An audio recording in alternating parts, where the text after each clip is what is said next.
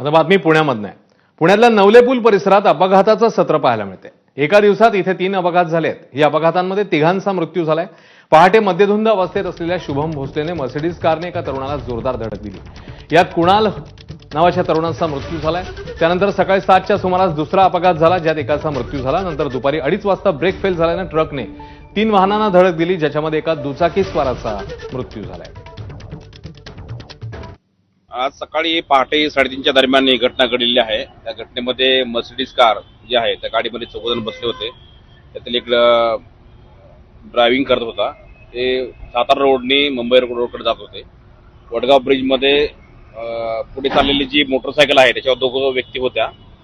त्या पण त्याच साईडने चालत होत्या, मुंबई साईडनी. तर पहाटे आज 3:30 वाजता तो घटना घडलेली आहे आणि घटनेमध्ये यातील जो जखमी आहे मोटरसायकलवर बसलेला तो मयत झालेला आहे.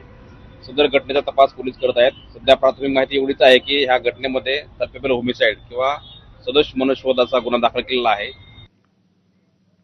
पुरंदर तालुक्यातील प्रस्तावित विमानतळाला 7 गावांमधून जोरदार विरोध होतोय. विमानतळासाठी जमिनी